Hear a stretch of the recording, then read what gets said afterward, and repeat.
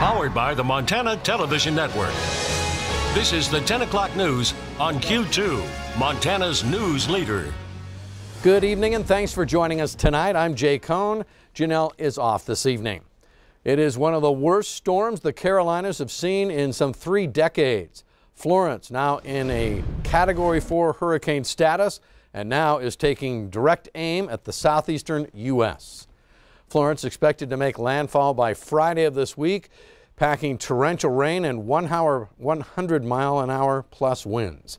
CBS's Mola Lengi tonight has more for us from Wrightsville Beach, North Carolina.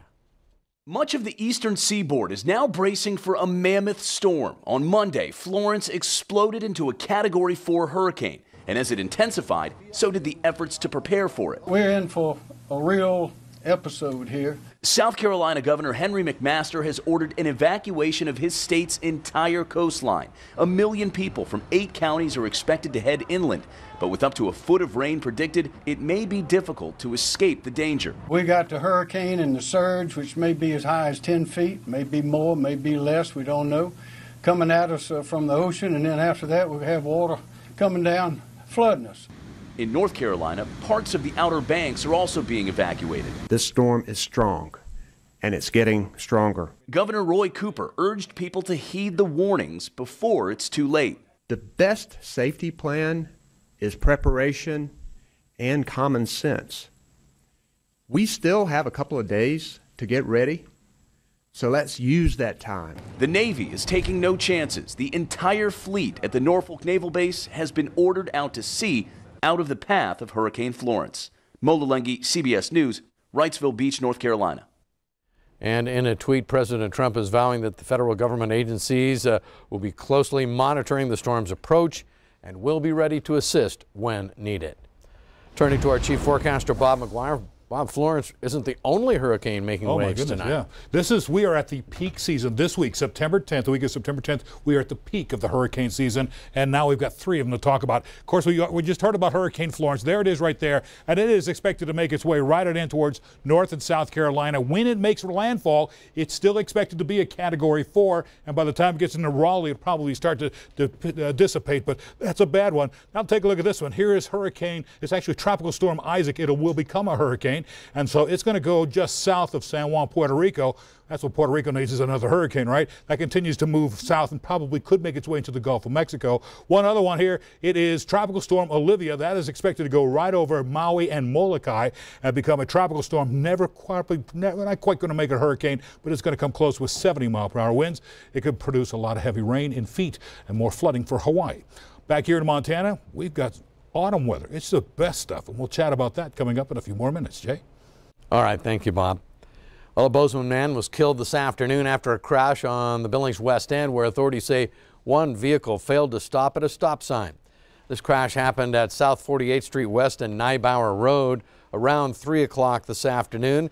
The Montana Highway Patrol tells us a green Buick LeSabre driven by a 63-year-old Bozeman man ran a stop sign and then was struck by a red Ford Escape that was driving west on Nybauer.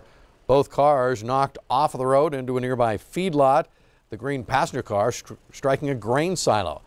The man was pronounced dead at the scene. The driver of the other car, a woman, was taken to St. Vincent Healthcare with unknown injuries. Drugs, alcohol, and speed not suspected in the accident. Both parties, we're told, were wearing seatbelts.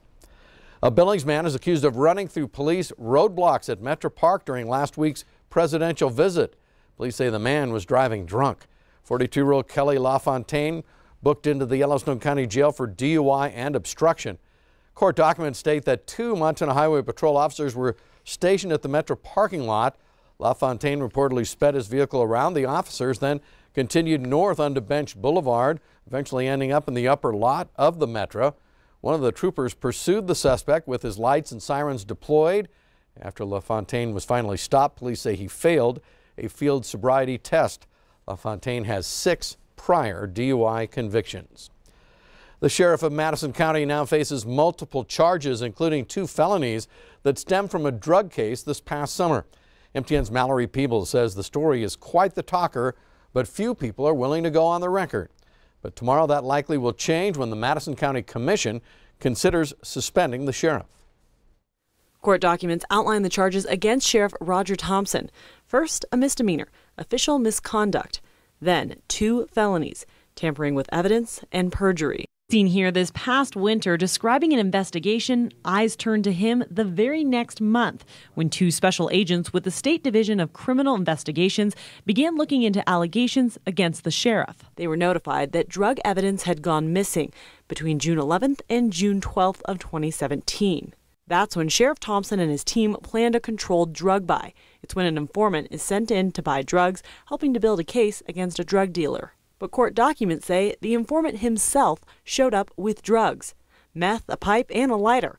All of it was confiscated, and he was still sent in on his mission, where he returned with heroin. However, all of the items were supposed to be filed away as evidence by the sheriff, but court documents say that didn't happen. The controlled buy report never contained the sheriff's notes about the drugs, and when questioned by state investigators, the sheriff said he had no knowledge of the drugs. However, photos were taken of everything and serve as evidence against him. The drugs have still not been found. Reporting for MTN News, I'm Mallory Peebles. Mallory tells us since the sheriff is an elected position, the misdemeanor charge of official misconduct carries a possible maximum $500 fine and 6 months in jail. For the more serious felony charges, Sheriff Thompson could face 10 years in prison and a $50,000 fine. The Montana legislature passed a number of bills last year in an effort to reduce the state's prison population.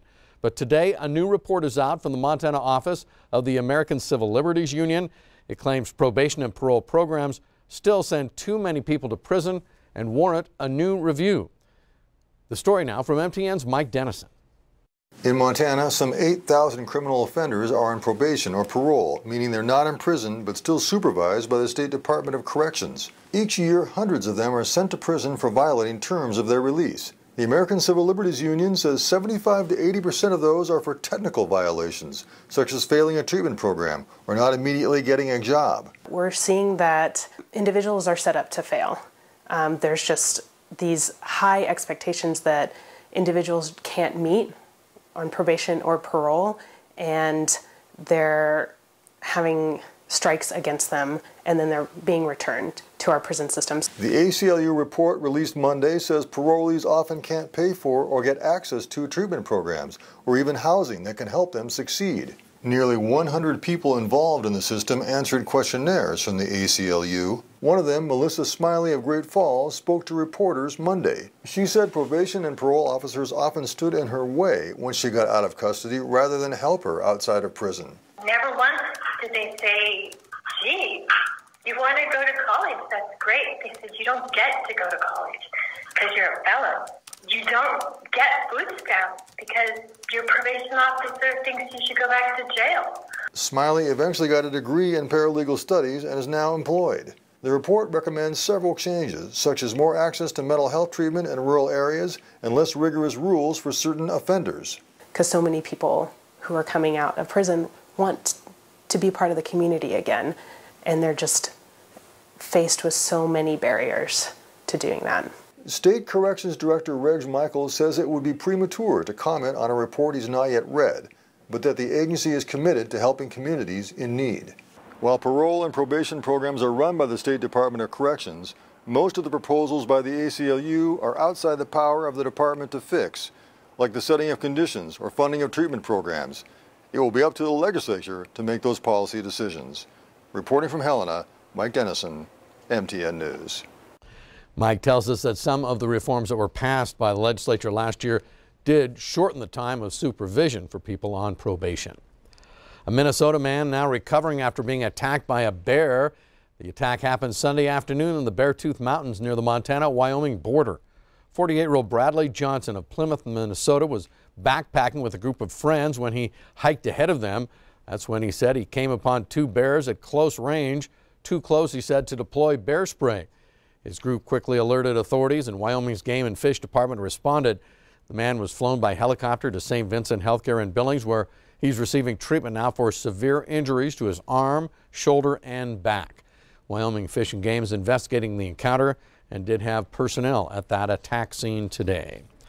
Still to come on tonight's 10 o'clock news, it's a Reagan rewind for Q2 tonight. We'll tell you how he had dreams of a bird. We'll tell you which kind next. And in sports, Scott shows us why these rodeo men at Northwest College in Powell are dedicating this season to a former teammate. You're watching MTN News with Jay Kohn and Janelle Slade. Storm Tracker weather with Bob McGuire. And sports with Scott Green. This is the 10 o'clock news on Q2, Montana's news leader.